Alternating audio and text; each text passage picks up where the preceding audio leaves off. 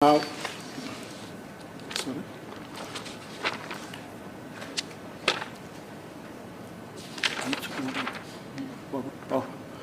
Before you appeared for the first time at the Boksburg Magistrates Court, did you have knowledge that Mr. Ntanzi, Mr. Mngube, Mr. Mapisa, and Mr. Ntuli were also arrested and charged for this matter?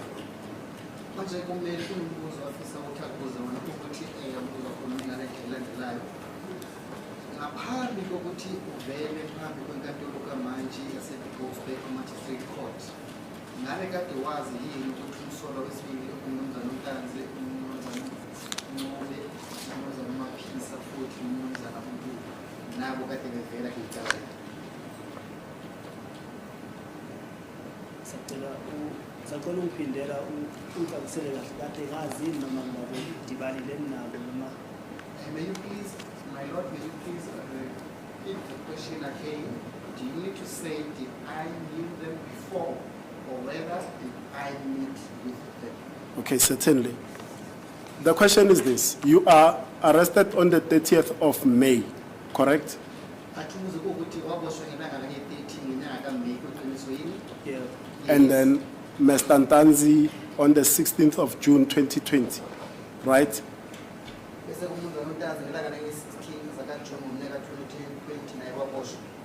Yeah. Yes. Now, did you know that Mr. Ntanzi as well was arrested on the very same matter, on the same charges that you are facing today in this court when you appeared for the first time on the 27th of November 2020?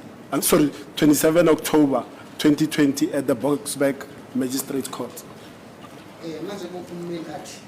Ingafisithola ukuthi ngabe bokwazi yini ngelanga lokuqala ukuvela ngalo phambi kwenkosi yenkantolo encane enkantolo kaMantshi eseBoksburg lokho kulandelayo ukuthi uMnumzane uNtanzi naye bekaboshiwe eboshelwe icala leli oboshelwe yena futhi naye umthajile ngamacala la namathaje ngawo? Bengazi. No, I did not know. So the first time you find out that you were charged with 4 other people on these charges were when you appeared for the first time at the Boksburg Magistrates Court on the 27th of October 2020. Athi-ke isikhathi sakho la uqale ukwazi khona ukuthi uzovela phambi koMantshi nabanye abawu-4 bese emapheleleni babahlanu ngokwentando bawu-5 kulesikhathi kuqala uvela ngaso phambi koMantshi oseBoksburg. Uqala kwami ukubabona ngibabona masingena masikhuphukele ecourt akekho umuntu wangitshela ukuthi nabantu abazovela nabo. My first time seeing them, it was by the time we were coming from the cells in court, going to appear before the court. That was my very first time seeing them, and I was not informed of the following, that I will be appearing with others. And now, what was your reaction when you now stood in the dock at the Boksburg Magistrates Court and you see that, oh, I'm appearing with Mr. Ntanzi, Mr. Mngube, Mr. Mapisa, Mr. Ntuli? What was your reaction? I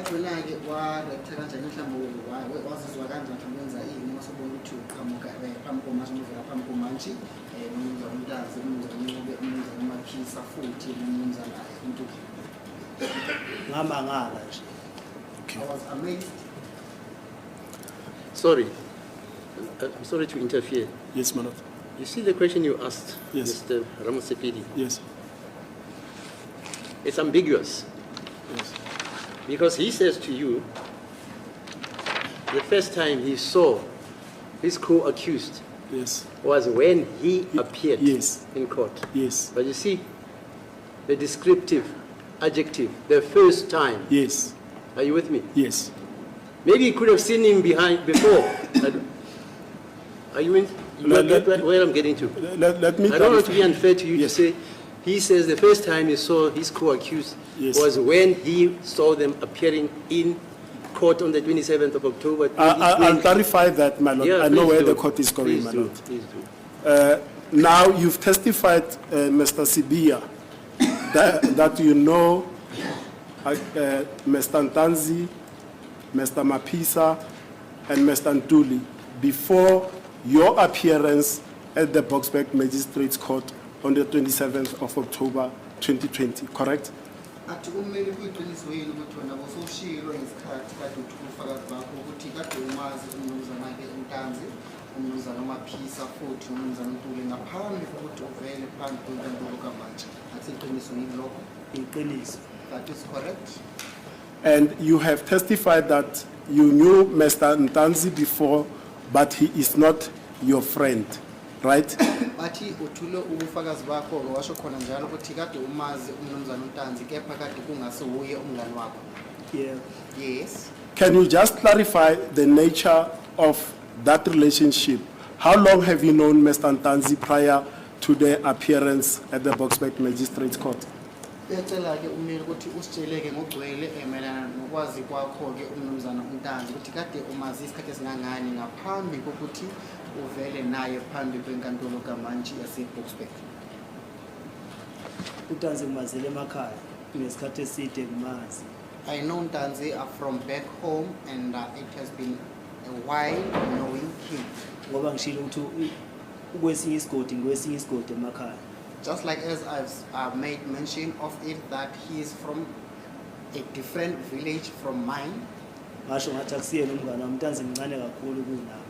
I even further said that he was not my friend and he's much younger than myself. And the context within which you also said you are familiar with Mr. Ntanzi is that your villages are neighboring villages, correct? Futhi into ethize ukuthiwe into umbiko inkulumo ekhulumile ebangele ukuthi uNtanzi yamazi ukuthi isigodi sangakini futhi nesigodi sangakubo ayiqhelene kakhulu. Yeah. Yes. Now, if I may ask you this in that context, would you then consider Mr. Ntanzi as just an acquaintance or something else? Is he an acquaintance of yours, somebody that you are used to, is not your friend, or he does know some of your siblings that he may know? Athi ummeli thakuze lo mbuzo ke ukuthi uNtanzi umuntu nje ojwayele ukumbona noma ojwayele nje ukuthi umazi kepha ke ungaqhelene naye. I mean ungasondelene naye kakhulu uqhelene. Mhlambi wazi abafuni abancane noma mhlambi usisi bakho abancane kuwena. Umuntu obezwana noGwabini. uGwabini umncane kimi. Ntanzi was Ubhuti wakhe mina. Ntanzi knew Gwabeni and he was getting along with Gwabeni and Gwabeni he is younger than me and my approaches me, my lord. Don't you pindele futhi bafo? Umuntu ebezwana noGwabini. uGwabini mncane kimi ubhuti kuye. He was getting along with Gwabeni and Gwabeni he is much younger than me and I am the brother to Gwabeni. Now, did you have any personal interactions or telephonic interactions with Mr. Ntanzi during the year 2014? Umbuzo ke manje ukuthi phakathi komnyaka ka2014 ngabe sele wakhulumisana noNtanzi mathupha noma mhlawumbe wakhuluma naye uciwe? Cha. No. And specifically for the date of the 26th of October 2014, did you telephonically, personally or otherwise communicate with Mr. Ntanzi? Umbuzo futhi umelana ke nelanga lange 26 zaka October ngomnyaka ka2014. Umbuzo ulo olandelayo ngabe wena mathupha wakhuluma noNtanzi ngelanga lange 26 zaka October ngomnyaka ka2014 nikhuluma nje masimhlami njengamanje njengokuthumela ukukhuluma nawe noma wena umshayele ucingo noma yena akakushayela ucingo noma uthume ucele omunye umuntu ukuthi akakhulumele naye uNtanzi? Cha. Akwenzeka lokho? Cha. No, that never happened.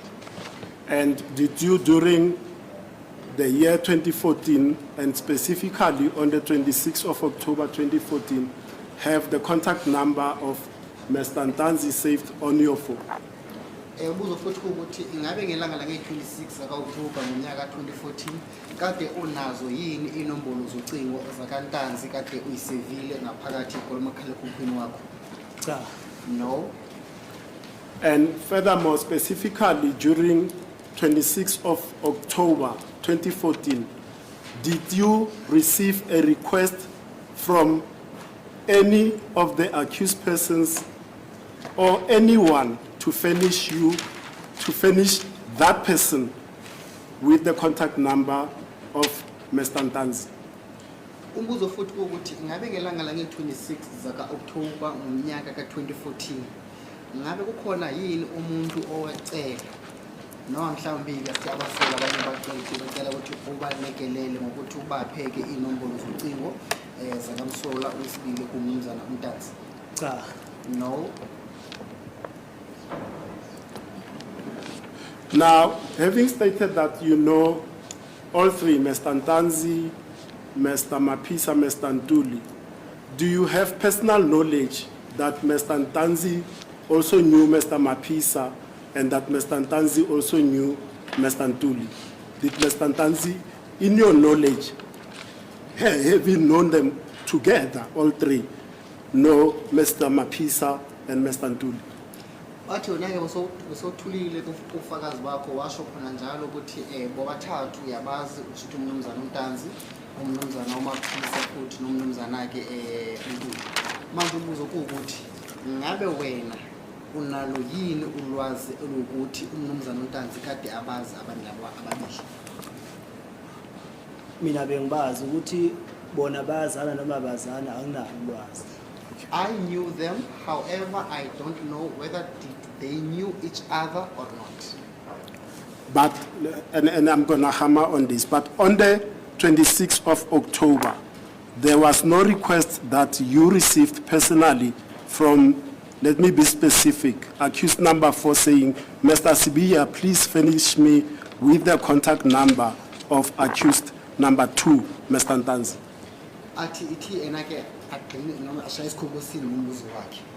Manje umbuzo kuwukuthi ngabe wena-ke umnumzana uMapisa akakaze acele ngelanga la nge-26 zaka-October ngomnyaka ka-2014 ukuthi umlekelele ngenombolo zocingo zakamnumzana uNtanzi? Cha, akazi. No, he never did that. Okay, now let us move to something else. I'm happy I'm covered with those responses. Now let's go back to the 30th of May when you are arrested at Tembisa by, amongst others, Sergeants Mohola, Buthelezi, whoever arrested you on the day. Now, Mohola and Buthelezi have testified in this court that for arresting you, they were in possession of a warrant of arrest. Did you hear that evidence? Athi manje ithi sihambeke sibuke ematheni athi khona-ke udaba angafisa ukuthi nina-ke nilikhulume olwenzeka ngelanga la nge-30 zakaMeyi ngomnyaka ka-2020 la waboshwa khona-ke abosajeni uMohola naboButhelezi futhi nabanye kade behamba bonkana nabo. Bathi wayezwa khona lapho bekhuluma aboButhelezi ngesikhathi bethula ubufakazi babo ukuthi bona-ke isizathu esenza noma esaphoqa ekuthizeni nagcina uboshwa ukuthi kade khona incwadi yayikhishiwe ukuthi amaphoyisa agcinane nawe bese akuthola ukuthi warrant of arrest incwadi yakhona ngelimi lesiNgisi. Ngabe bonalo ulwazi laleyo nkulumo leyo? Ngabezwa le nkulumo beyikhuluma la ecourt. I heard them when they were addressed that here in court. Now, were you given a copy of that warrant of arrest? Ngabe wena-ke bakulekelela yini ngekhophi warrant of arrest? Cha, kaze ngiyibona. No, I never had any sight of that. Were you allowed to read that warrant of arrest? Ngabe bakuvumela yini ukuthi ufundeke incwadi leyo bathi warrant of arrest? Cha, akaze bengibonise. No, they never showed me that. Did any of the arresting officers read a warrant of arrest out to you when they arrested you at Tembisa on the 30th of May 2025? Manje kubuza ukuthi ngabe ke amaphoyisa la awakubopha ngelanga la nge-30 zakaMeyi ngonyaka 2020 bakufundela yini incwadi kade ikhishiwe ukuthi wena ke amaphoyisa agcina nabe siyathola akubophe shoot warrant of arrest ayifundelwa yiphi Cha. no And now, when you were arrested on the 30th of May, immediately, 2020, immediately there and then, did the officers tell you that, Mr. Sibia, we are now arresting you for the J50 warrant of arrest on the Tembisa CAS 217 of 3/2019 for the dealing in drugs case? manje umbuzo ukuthi ngesikhathi amaphoyisa kade kubopha ngawo lapha ke eThembisa bakutshela yini ukuthi mnumzana uSibiya manje ke usuyaboshwa ngaphansi kwe-G50 warrant of arrest yalapha eThembisa icala noma mhlawumbe case number yakhona ke 2173/2019 le ukuthi wena ke kade udayisa ke idakamizwa Cha bakaze bengitshela. no they never informed me I was never informed. And did they also inform you that, Mr. Sibia, we are arresting you on Phosphorus CAS 636 of 10/2014, which is the murder of Mr. Robert Senzo Meyiwa? Umbuzo ke ukuthi ngabe bakutshela yini ukuthi mnumzana uSibiya futhi wena ke usuyaboshwa uboshelwa icala lasePhosphorus le case 636/10/2014 icala lokushona kuka Robert Senzo Meyiwa. Cha bakaze bangitshela babengishaya nje bengibuza ukuthi ngazini ngokufa kukaSenzo Meyiwa. No, I was never informed. However, they only assaulted me and furthermore, they also asked me as to what is it that I knew about the death of Senzo Meyiwa. Now, you've testified that when the police officers arrested you, you were in possession of 2 cell phones that they confiscated, correct? Bathi yona ikhona ukufakaza ukuthulile ulobu kulandelayo ukuthi ngelanga leli amaphoyisa akubopha ngayo kade uphethe abomakhalekhukhwini bakho ke ababili kwethu kuqiniswe yini lokho? Yeah. Yes. Can you give a description of the 2 cell phones? Bacela ukuthi usitshele ke ngabo abomakhalekhukhwini ukuthi kade bakhiwe ngayiphi indlela? Kwakuyi-Samsung. It was the first one was a Samsung. I-touch screen silver grey. Samsung touch screen which was a silver grey in color. Kube yenye ifoni yayingeyi-Samsung mali bingasabonakala igama layo la phezulu emnyama encane yamabhathini. And then there was the second cell phone. It was black in color, and it only had buttons on it, and the name of the cell phone was no longer visible on the cell phone model. What happened to those cell phones after they were confiscated? Have they ever been returned to you? Bathi umuzi ukuthi ngabe yini enzeka ke kubomakhalekhukhwini bakho ngemuva kokuthi kade bethathwa amaphoyisa ngabe wabuya wabathola futhi noma mhlawumbe amaphoyisa awabuyisa lapho wena ama-cellphone wakho? I-cellphone yami ngiphinde ngayibona ngeyi-31 sikulila lokisho esasikulo uma izokhishwa umhula ezofuna ngimfakele iphini kule ile Samsung. I only got to have a sight of my cell phone again on the 31st when we were around that area, the section or spot where Mukhula came in holding that touch screen cell phone on her hand when she wanted me to insert a PIN, no a password to unlock the cell phone. Emva kwalapha ngiphindanga ngayithola. Then after that, I never had it again. And did you receive any receipt or a documentation to show that the police have seized your personal cell phones? Umuze ukuthi namhlanje likhona yini ikhasi walithola noma idocumente wena ke walithola la documente lakhona mhlawumbe ikhasi lakhona elitshengisa khona ukuthi amaphoyisa bakuphuca bomakhalekhukhwini bakho namhlanje bakuthathela bomakhalekhukhwini bakho? Alikho. No. Okay, let's move on.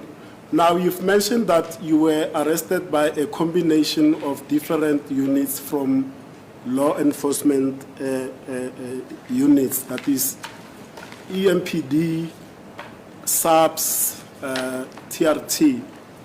And then you've also mentioned some of the names of the EMPD, that is Ekurhuleni Metropolis Department, that arrested you. Remember that? Bathi besokhulumile ke ngamaphoyisa akubopha mhlawumbe noma ke ngamaphoyisa amaningi futhi ahlukene la kade akhona ngesikhathi lesiboboshwa ngaso futhi wabuya washo ngisho amagama wabo kade kwabo banike bathi ngesinto kade qhamuka kuma different units ke amaphoyisa khona kade khona amaphoyisa kade qela kamasipala ke amaphoyisa laphena eGuruleni Metropolis services bese futhi kade khona amaphoyisa kahulumeni ezomthetho. Ngiphinde ngisho amagama awo. No. I'm just saying you've mentioned their names. I don't want you to repeat them. They are on record. I want to give you further names if they ring a bell to you. Athi cha amagama ake wabo ungaphindi uwasho ngoba vele sowashilo and futhi seliyashicilelwe la enkantolo. Kepha thina khona ke amagama la ke nathi angathanda ukuthi atshele wona ke usho ukuthi ngabe usawakhumbula yini noma awakhumbuli. Yeah, uthi TRT mangiboshwa yini. Okay. In my it's arrest, fine. there was no TRT. Oh, okay. Sorry, that's my mistake. So I take that back. You were never arrested, and TRT was there when you were arrested. I take that back. Now, does the name Sadiki ring a bell to you? Athi ngabe igama lika Sadiq alikhumbula yini? Yeah. Yes. And from which unit was he from? Yaqhamuka ngaphansi kwe-UPD unit, Metro.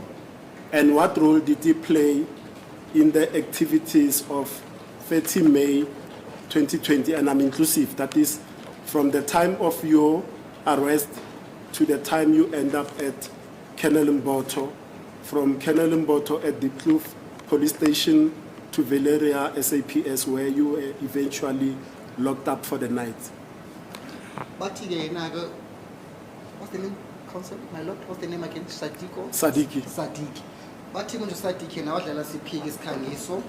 Uqala ngesikhathi leso yona kwaboshwa ngaso lapha ithengisa lapho kusho khona ke bese nasuka khona namuka nahlangana noKhenelo Mboto ngemuva kwalokho ke naso kumnumzana uMbotho bese ukuthatha kuyisela emuva lapha eVelaria la wagcinwa khona noma la walala khona. uSadiq mangiqala ukuboshwa wayekhona eFosforus wayekhona. When I was arrested, Sadiq was present when I was firstly arrested, and even by the time we went to Phosphorus, he was still present, nase Dikloof wayekhona Soweto. and even, he was also present even by the time we went to Diepsloot in Soweto. Mase sifika la eVelaria angibange sambona. However, when we arrived in Velaria, I never saw him or her.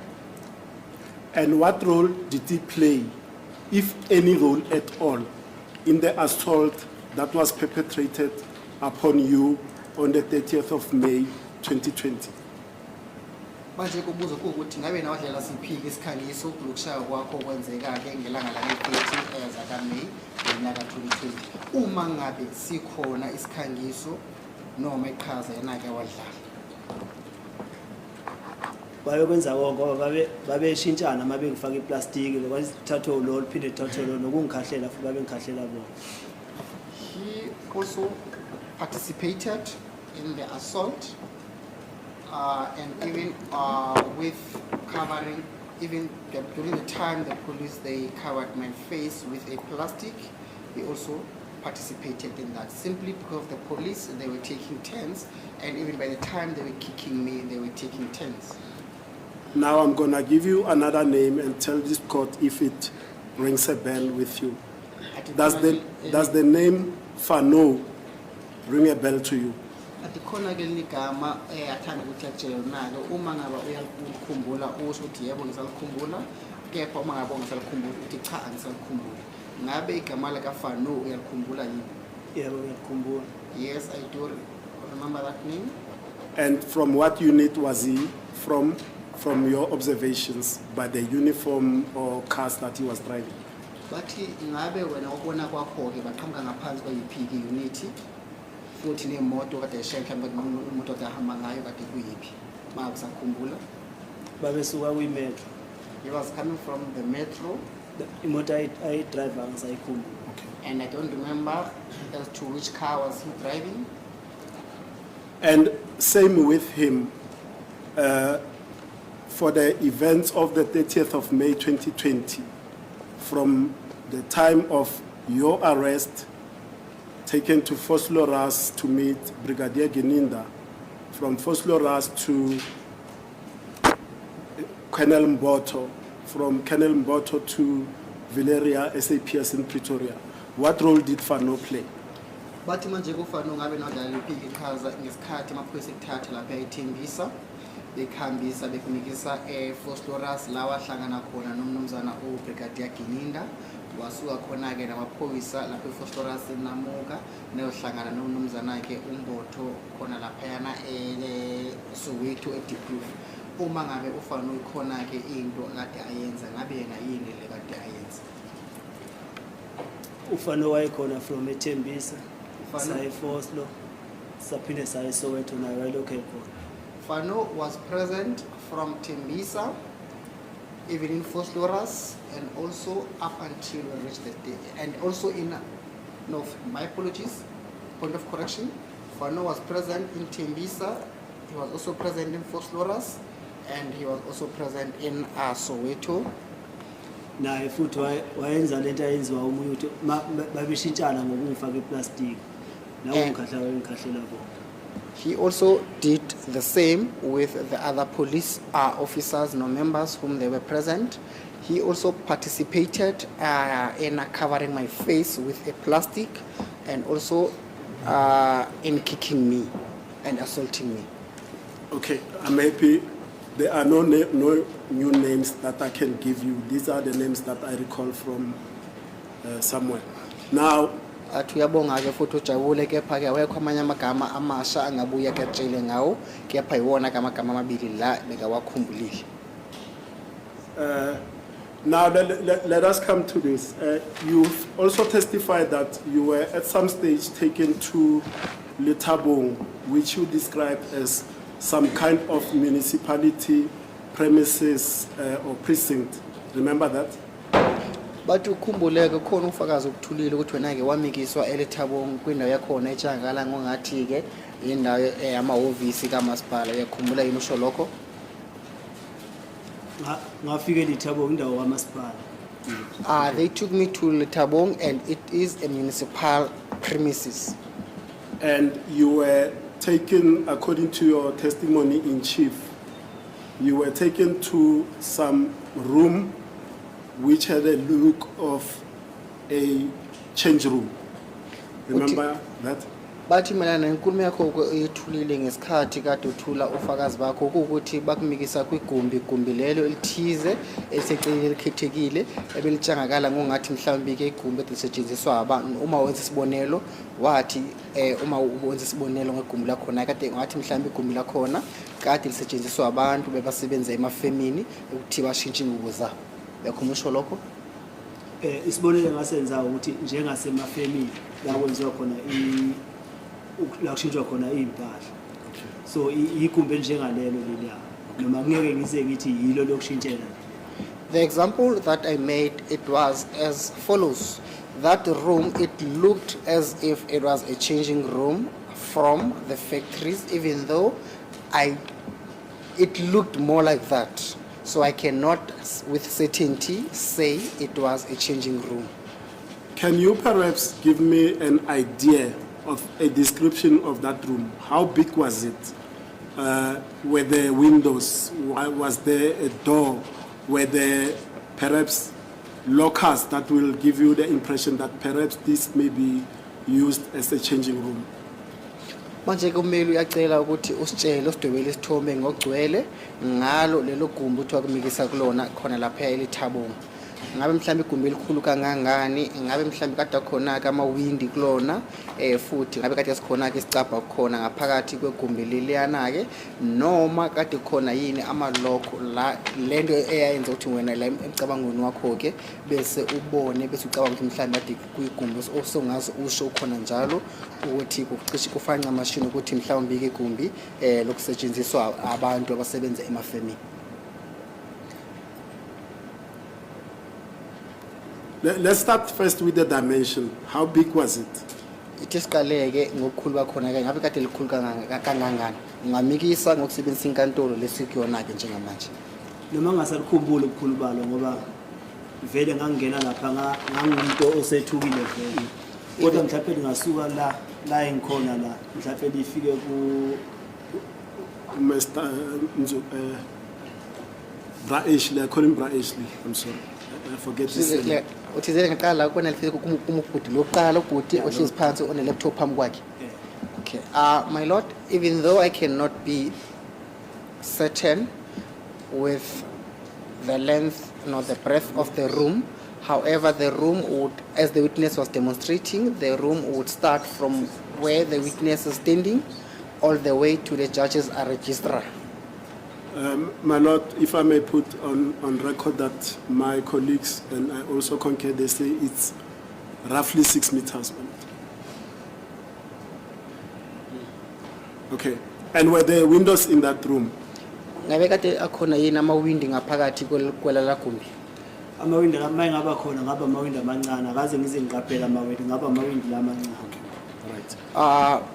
The windows that they could be there in that room, even though I did not take note of, it could be those are small windows. And did all the police officers that arrested you and took you there enter that room, or only specific ones entered that room? Manje kumbuzo ukuthi ngabe amaphoyisa wonkana la kade akubophile bangena ngaphakathi kwalo igumbi leliyana noma kwangena abathize phakathi kwabo nje kuphela? Bangena bonke. They all went inside that room. Okay. Now, I'm not going to repeat for you. It's on record what you have testified that was perpetrated upon you in that room and the manner in which it was done. I'll only come to one aspect later regarding that, but a different aspect altogether. Now, the police officers that arrested you have testified, and that is Buthelezi and Mohola. But amaphoyisa ke akubopha sele afi bezile ngaphambi beza ngaphambi kwenkantolo bezothula kofakazi babo bathi ke Buthelezi futhi noMohola that at some stage they searched the room or the shack which you shared with your uncle, and then in a plastic bag somewhere in the room, in that shack, they retrieved ammunition and a firearm cleaning rod. Did you hear that testimony? bathi bona ke bethula ufakazi babo basho khona njalo ukuthi ngesikhathi lesikade banawe khona igumbi elithize elisemjondo mhlawumbe umjondo la kade uhlala khona umjondo la khona ke uhlala kuona wena nomalume wakho. Bathi bona ke ngesikhathi kade besesha ngaphakathi kolamkhukho mhlawumbe komjondo loyo ke khona izinto abayithola izinhlamvu futhi nesibhamu. No. A firearm cleaning rod. But not a firearm. Cha hayi isibhamu ke kepha ke into yokucleana ke isibhamu. Ngabezwa besho kanjalo kodwa akaze kuze kwenzeka kanjalo. I heard them when they mentioned that, however, it never happened that way. Were you present in the shack when it was searched by the arresting officers? Bathi ngabe ngathi khona ngaphakathi ke kolamjondolo ngesikhathi amaphoyisa kade sesha. Yebo bangiphushela ngaphakathi. Yes, they pushed me inside.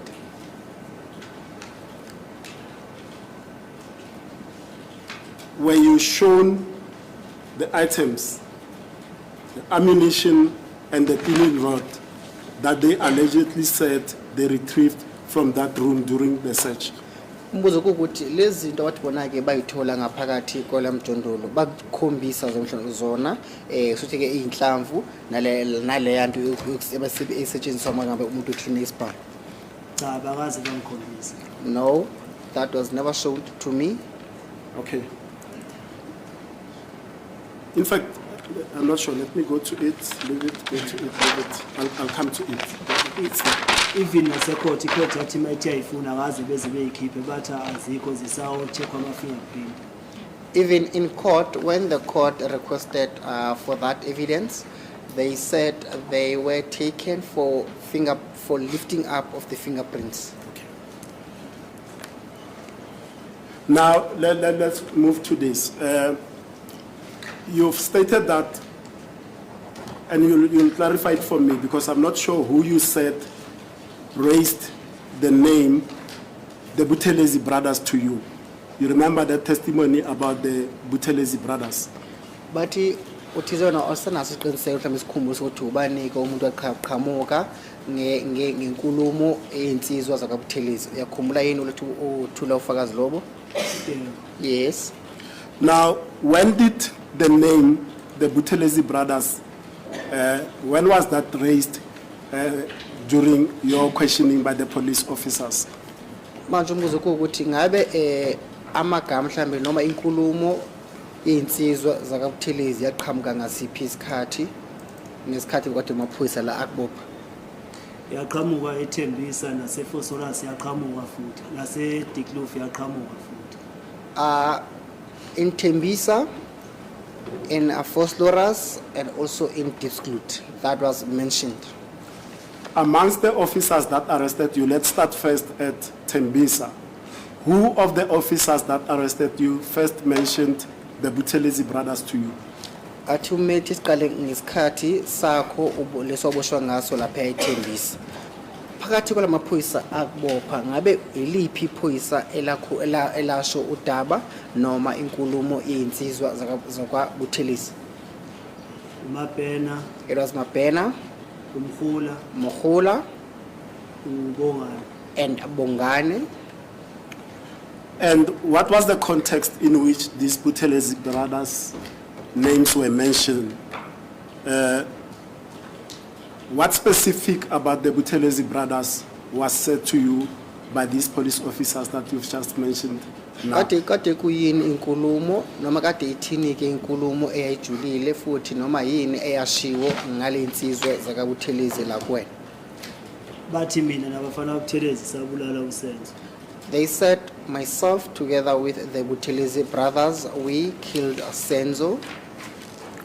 And how did you respond when that was said to you, that you and the Buthelezi brothers have murdered Senzo Meyiwa? Bathi ngabona ke waphendula wathini uma ngaba amaphoyisa kade esho kuwena ukuthi wena futhi nale insizwa zakaButhelezi yini enabulala uSenzo? Abatshela nathi mina ngazilutho ngokufa kwaSenzo. Akaze ngempela liSenzo. I said that what is it that I know about the killing of Senzo Meyiwa, and then I then said I don't know anything. He then said he does have information that I do have a hand in the death of the deceased, together with the Buthelezi brothers. Now you're saying the names, that the first names now of the Buthelezi brothers were mentioned at Vosloorus. Did Brigadier Gininda mention the first names of those Buthelezi brothers? The first names of those Buthelezi brothers? But wena kuthize akhona ke amagama wabo abawakhuluma amaphoyisa walensizwa noma khona amagama akhulunywa amaphoyisa walensizwa zakwaButhelezi. Manje ke abo athina amagama khona noma abo bani? Wathi uMakhimba waButhelezi, wathi uMakho waButhelezi. He said Makimba and Marco of the Buthelezi brothers. Okay. And besides the names and the surname, did Brigadier Gininda furnish you with any other additional description of those Buthelezi brothers? Bathi ngaphandle nje ukuthi kutshele ngamagama futhi nokuthi le insizwa lezi isibongo sazo ezakwaButhelezi, ingabe wakutshela yini ngeke sikhangiso mhlawumbe ngendlela abatshangakala ngayo ke labantu laba le insizwa lezi zakwaButhelezi? Ukuthi ubani mhlawumbe uyisidudla mhlawumbe their features. Any To additional say- description of those persons. To say that maybe the other one is dark in complexion and also he's chubby in his body mass or atiyebo. Wachaza nje umuntu oyi-1 ukuthi uyirasta uMarco kuphela. He only made mention of one person, Marco, that he had dreadlock. Okay. Now, you were here in court and you listened to the testimony of Brigadier Gininda, and he says that during his interaction and questioning of you in Tembisa, you are the one that came up with the Buthelezi brothers' names, not him. Bathi yona ke bokhona le nkantolo ngesikhathi umnumzana uGininda ethula ufakazi bakhe futhi washo khona nje ukuthi wena ngesikhathi benisethembisa ngaso namaphoyisa iwena owaqhamuka nesibongo seyinsizwa zakwaButhelezi athi kade kungase uye owaqhamuka nalolo phuzu lelo. Akusiyini maqhamuka nesibongo sakwaButhelezi. Ngoba mina ngazi lutho ngokufa kukaSenzo. I am not the one who came up with the Buthelezi as surname, and I know nothing about the death of Senzo. UGininda waqhamuka nesibongo sakwaButhelezi. Namagama abantu bakwaButhelezi. It was Mr. Gininda who came up with the names of the Buthelezi brothers and also the Buthelezi brothers. And you also listened to his testimony further on this subject when he said, in fact, when they further investigated the Buthelezi brothers, he then realized that you, Mr. Sibiya, were trying to mislead them from following the actual perpetrators by mentioning the names of the Buthelezi brothers. Bathi bokhona la enkantolo futhi wezwa ke umnumzana uGininda esho khona njalo ukuthi wena ke ngesikhathi lesi bokhuluma ke ngalensizwa zakwaButhelezi kuukuthi bozama nje ukuthi mhlawumbe bakhohliswa nomhlawumbe balahlekise ukuthi ungabatshela iqiniso.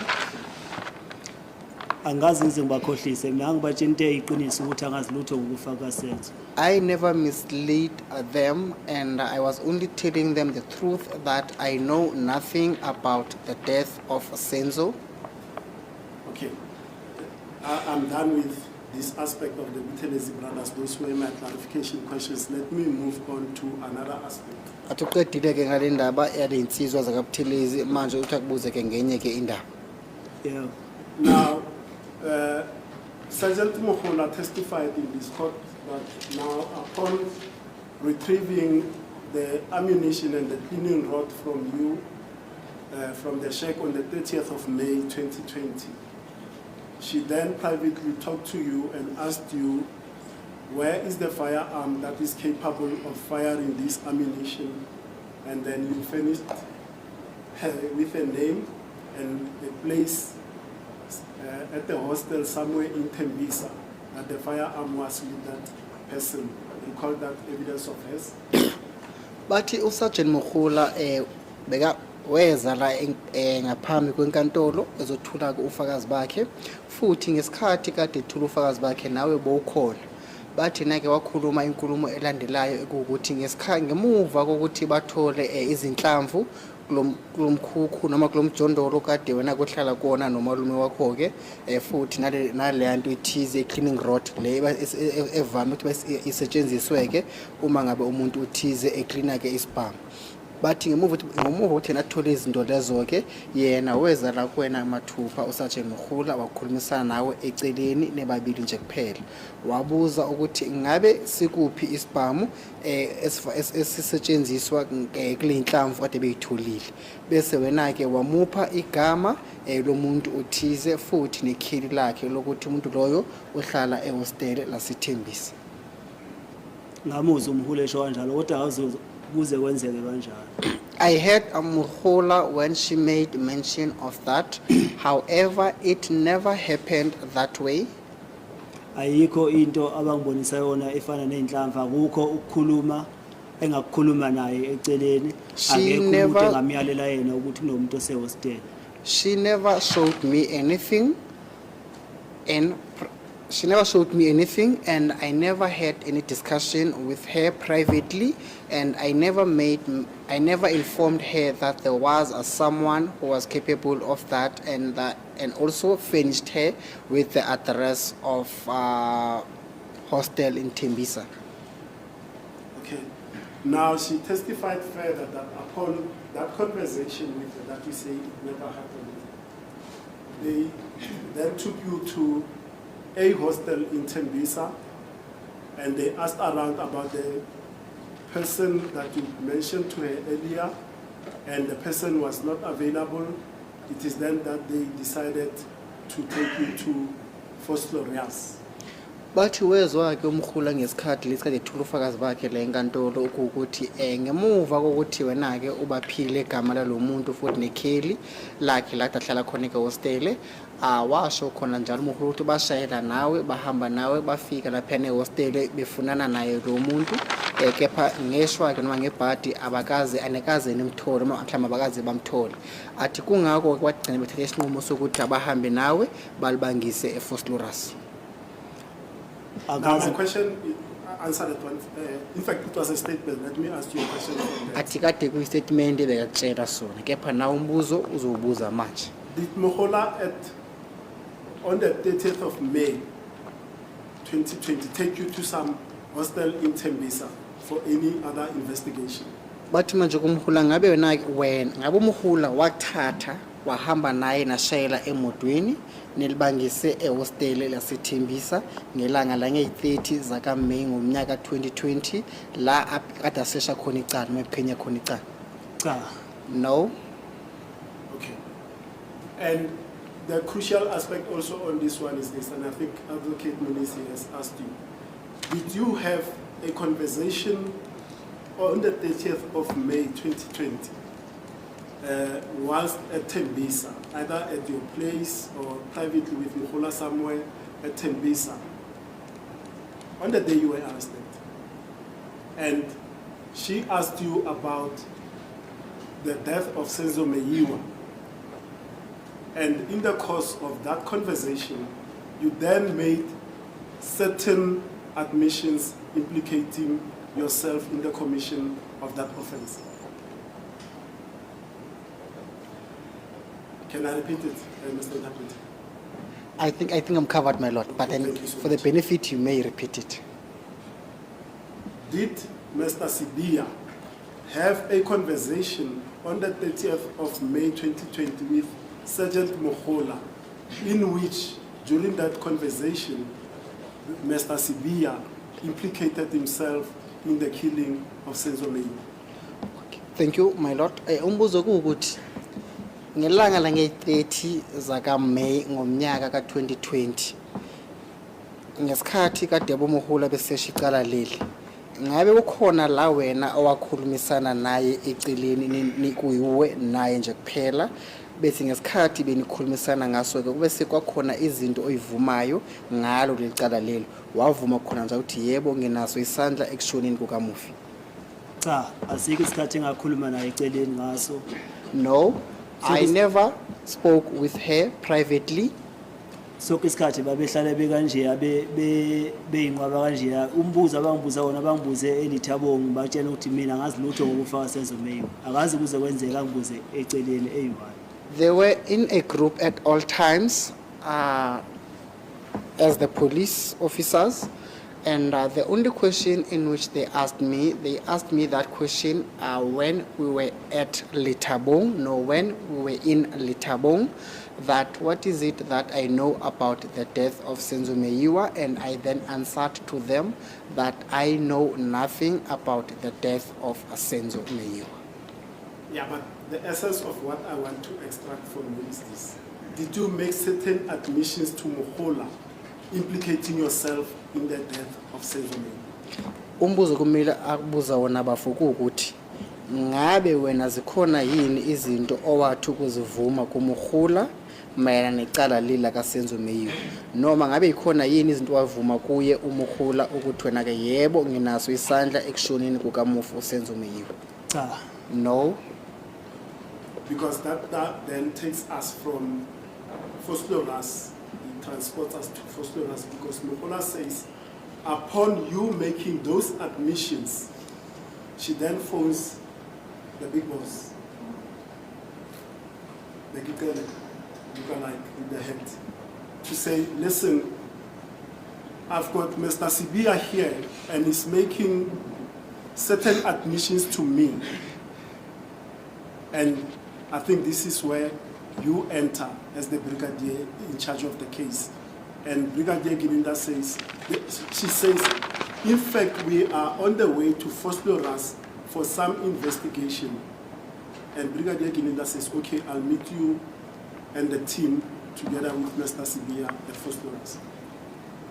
Athi ummeli umuhula washo khona nje athi ngemuva ukuthi kade zikhona ke izinto wena owathi kuyivuma kuyena ke kula yena washaya ucingo eshayela ke induna yabo mhlawumbe isikhulu sabo ke esinesiqoko esicishe safana nesikababa uBhikicele uthi Brigadier Gininda ke loyo washo ukuthi hey khona ke udaba lana esiluthola ke olusha futhi le nkulumo lena sizwa lana ke kumele ukuthi izwe wuwe njengomuntu osiphethe kuleli thimba lethu labaseshi becala manje ke yebo siyeza manje sisemgaqweni silibangise eFosloras bese bathi ke uBrigadier Gininda washo kumuhola ukuthi cha yebo uzani kepha sihlanganele laphana eFosloras bathi kungakho gcina behamba nawe ke beshayele imoto belibangise kwindawo yaseFosloras. You remember that testimony? Uyakhumbula njalo umhola? Yeah. Yes. Now you are transported to Fosloras. My question simply is this. Did all the police units and police officers, Metro, SAPS and otherwise, that arrested you on the 30th of May 2020, all of them, did they travel with you to Fosloras police station? Umbuzo ukuthi yebo seniyahamba ke namaphoyisa nelibangise eFosloras kepha kumbuzo ukuthi ngabe wonkana amaphoyisa kade akhona ngesikhathi lesiboboshwa ngaso ke amaphoyisa kahulumeni futhi namaphoyisa ke kamasipala ke ngabe kade namanye futhi amaphoyisa kade akhona ngesikhathi boboshwa ngaso ngabe bakuphelekeza yini noma bashayela nawe yini ngesikhathi lesi umuhola bekahamba nawe nabobuthelezi nelibangise eFosloras? Yebo ngahamba nawo amaphoyisa onke la engibopha saye sawufika endaweni kamasipala eseFosloras. Yes, I was Yes. going to make that retraction. Sorry, Mr. Interpreter. I said Fosloras SAPS. I meant to say Fosloras. So remove the SAPS part. Athi You were transported to Fosloras according to your testimony, not Fosloras SAPS. That was my mistake. athi cha iphutha lakhe ke lelo ukuthi na athi wena bakuthatha bakunikisa ke isikhumulo samaphoyisa saseFosloras kepha ngokuya ngenkulumo yakho ithulile ngaphansi kofakazi bakho lobu bakho kade ubuthule ukuthi bakunikisa eFosloras manje ukuthi onkana amaphoyisa la kade akhona ngesikhathi boboshwa amaphoyisa kahulumeni shothi isubs ke leyo ke futhi namaphoyisa ke kamasipala ke shothi Metropolis ngabe kade bekhona yini ngesikhathi benihamba nisuke eThembisa nehamba nelibangise eFosloras? Yebo ayekhona wonke. Yes, they were all present. And just briefly on this aspect, because Mr. Mnisi has covered it succinctly, I'm not going to burden the record with repeating what happened at Fosloras. One question on that aspect. What was Brigadier Gininda driving, if you recall, when you got to Fosloras and when you drove from Fosloras to Diepkloof SAPS? Oya umbuzo athi akanaso isiqiniseko yithi ukuthi ubaba uMnisi seka ummeli kuMnisi selakubuzile lo mbuzo noma akakaza kubuza kepha ke ukuthi ngesikhathi uBrigadier Gininda bekafika eFosloras bekashayela yipi imoto futhi ngesikhathi kade nimuka eFosloras nehamba nelibangise eDiepkloof kade eshayela yipi imoto? Wayehamba ngoMercedes. He was driving a Mercedes. Do you have a description of that Mercedes? Was it a sedan, hatchback, an SUV, and the color of that motor vehicle? Ngabe ungakhona ukusitshela isikhangiso semoto kade eshayela kade kuyiMercedes ukuthi kade kuyisedan ukuthi Mercedes Benz lena ke ende noma ke hatchback lena ke ngasi imoto ende la ngemuva noma kade ku SUV? Kwakuyisedan It was a sedan, emhlophe. white in color. On that note, my lord, I see it's 11:15. May we take the short agenda? Okay. 10 minutes. Well, let me vote, and then